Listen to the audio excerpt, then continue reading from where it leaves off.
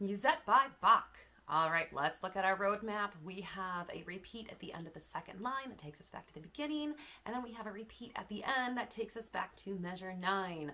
Our key signature is D major, so we have high 2 on the D, A, G, D, and A, and we have a low 2 on the E string. Take a glance through, and we have some accidentals. First off, in measure 13, where we have a D sharp. That is our high 3. We're going to use a high 3 because we're going to have that 4 right before it. And then it turns back, we have that correction back to that D natural. And measure 14, we have the G sharp, the high 2 on the E string. And then we're going to continue on with that high 3, regular 3. We echo that measure 13 and 14 and measure 15 and 16. We have that D sharp in 17, another high 3, G sharp in 18, and then we are back to normal for the end. We have 16th notes. I love 16th notes. They're not that scary. It looks like they're scary, but they're not. Being able to say these rhythms before you play them is very, very helpful. So 1, 2, 3, 4, that's how we count our quarter notes.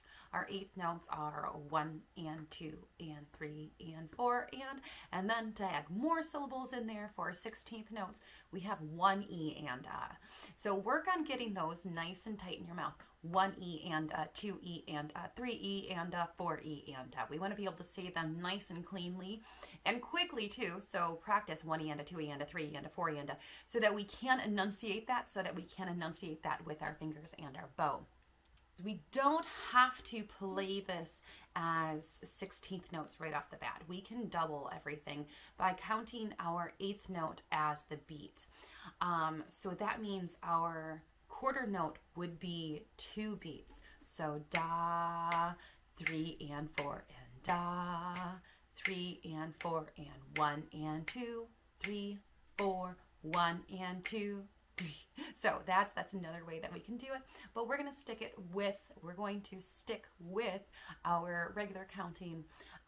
1, 2 E and 1, 2 E and so this third measure we have 1 E and 1 E and we have the 2 16th notes and we have that and afterwards. So 1 E and just like that.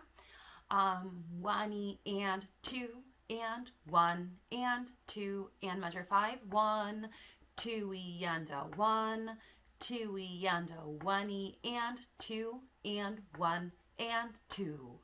Bah. So at that last note of measure 8, we might want to subdivide in there and say 2 and so that we can either lift our bow or hold it out to its fullest degree. We don't want it coming off as an 8th note.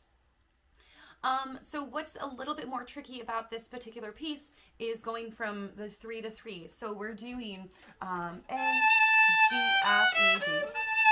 So getting comfortable going back and forth between these 3s, must be in tune.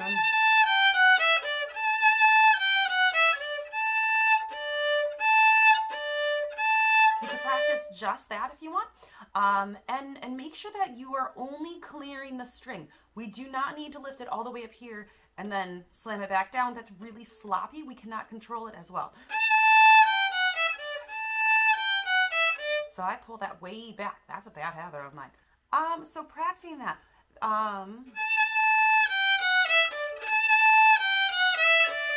F, G. Don't skip out and do open A. We want to have that same quality sound. It's too much, especially when we want to get that speed. It's just going to be too much string crossing. So definitely use that 4th finger to get all the way up there. Moving on, let's look at measure 9. 1 E and 2 E and 1 and 2. We have those accents in measure 10. 1. Gentle on these because it's that echo.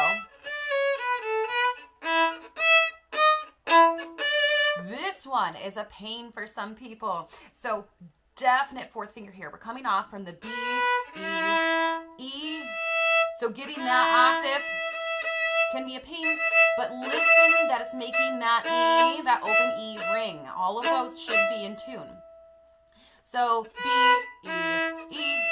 And we're going to use that fourth finger to help us get that D sharp right behind it. Bring that third finger right there. And then slide it back. Oops.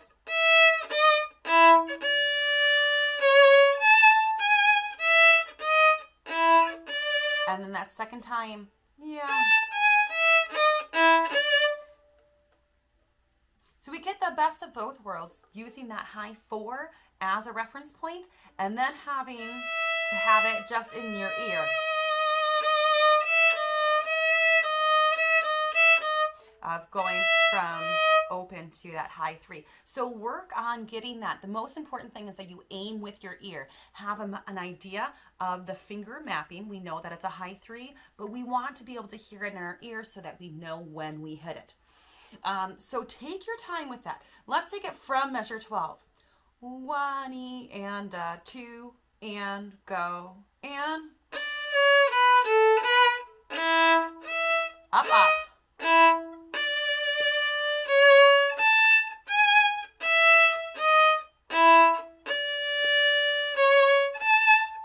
So work on that without the bowing at first, or just plucking, and then add that bow. Watch out that you're doing that up, up, so that we can have that really nice accent on that D natural.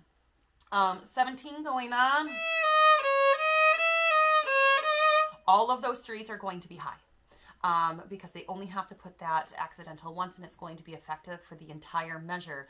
And then after that bar line comes, that's when that cancels out and they have to put it again. So 17, 4 high 3. Use that fourth finger as that same reference point to go over to that high 3 on your D string. Back to regular. Up, up.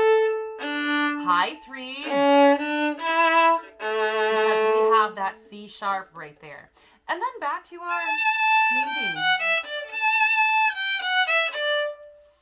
So take your time getting these in your fingers and in your bow separately so that when you do bring them together, it goes smoothly.